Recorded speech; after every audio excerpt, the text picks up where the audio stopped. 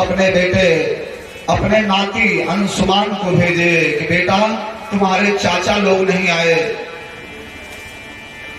अपने चाचा का पता लगाओ।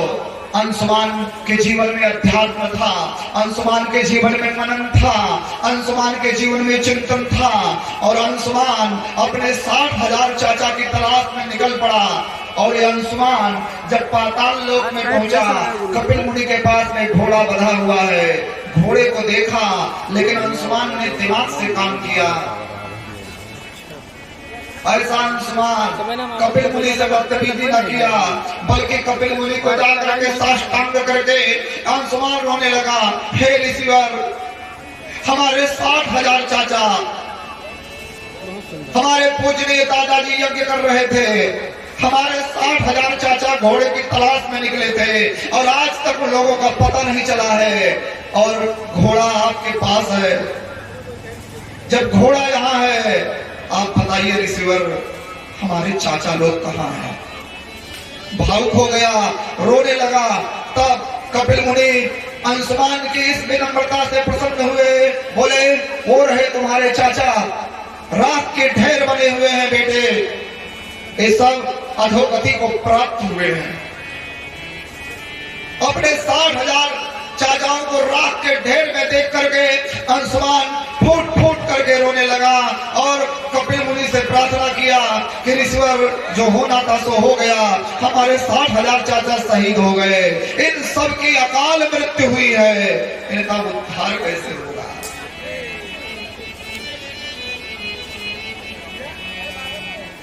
उद्धार कैसे होगा? तब कपिल बोले, अगर स्वर्गलोक की गंगा पृथ्वी पर आ जाए और गंगा जी के चरणों के जल से, गंगा जी के जल से इन सब की मुक्ति हो जाएगी। घोड़ा लेकर के अंशुमान रोते हुए लौटा, किसी तरीके से भारी मन के साथ यज्ञ संपन्न हुआ। राजा सगर गंगा जी को ले आने के लिए तपस्या करते करते करते करते करते करते करते करते करते करते राजा सगर मर गए। सगर के एक बेटा बचे थे, वो भी मर गए। अंशुमान तपस्या किए, गंगा जी को नहीं ले आ पाए। अंशुमान के बेटा भाई दिलीप बहुत दिनों तक गंगा जी को ले आने के लिए तपस्या करते रहे। सूर्यवंशी की कई पीढ़ियां स्वर्गलोक की गंगा को ले आने के लिए बलिदान हो गई। दिलीप शहीद हो गए, गंगा को नहीं आ पाए। लेकिन इन्हीं दिलीप के बेटा भय भगीरथ, और भगीरथ ने ऐसी कठिन तपस्या की, ऐसी कठिन तपस्या की, एक पैर से खड़े होकर के स्वर्गलोक की गंगा को पृथ्वी पर ले आने के लिए तपस्या करते रहे।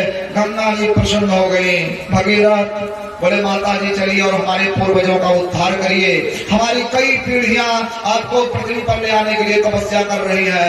गंगा ने कहा, भगीरथ मैं प्रसन्न हूँ, मैं पृथ्वी पर आऊंगी, लेकिन मेरा वेग कौन सहन करेगा?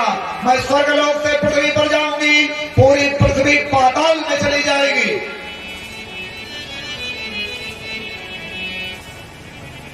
मेरे वेग को रोकने वाला कोई नहीं है। तब भगीरथ पुनः तपस्या प्रारंभ किए। भोले बाबा प्रसन्न भरे। भोले बाबा ने कहा, गंगा को आने दो भगीरथ, मैंने तुम्हें जमान दी है। तब गंगा जी कही, शंकर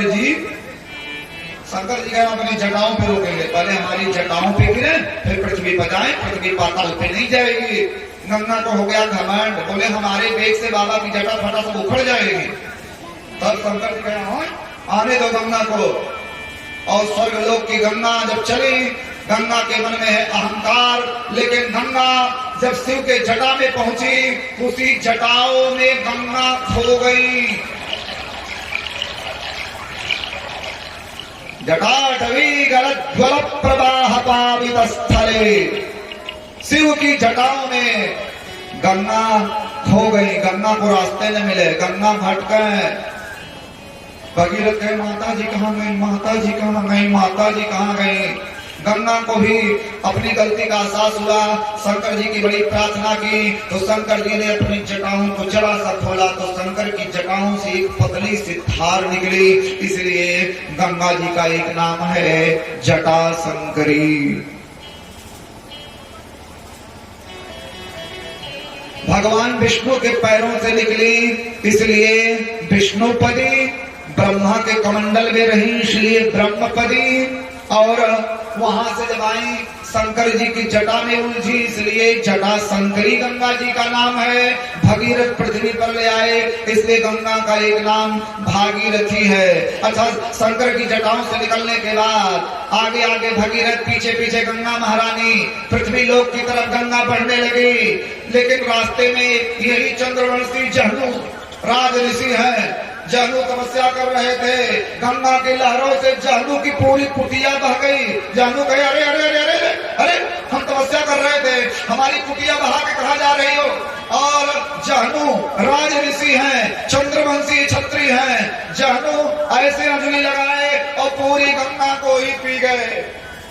भगीरथ पीछे देखे, माता जी कहाँ गई, माता जी कहाँ गई। पता लगा माता जी को तो बाबा जी पी गए पूरा। भगीरथ कहे महाराज, हमारी कई पीढ़ी शहीद हो गई गंगा जी को ले आने के लिए, बड़ी मुश्किल से।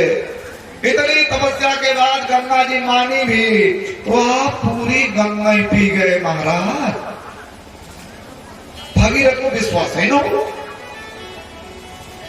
ऐसा मत करो महाराज, ऐसा मत करो, माता जी को बाहर निकालो। तो आप जहनु सोचने लगे गंगा को अगर मुंह के रास्ते से निकालते हैं तो ये अपवित्र हो जाएंगे। तो जहनु ऋषि ने गंगा को अपने कान के रास्ते से निकाला है बाहर। इसलिए श्री सुखदेव कहते हैं, हे राजा परीक्षित, गंगा का एक नाम है जाह्नवी। जहनु ऋषि के द्वारा निकली इसलिए जाह्नवी। जाह्नवी फेन लेखेन यनमूर्त ससिनः कला। चंद्रवंश की बड़ी प्यारी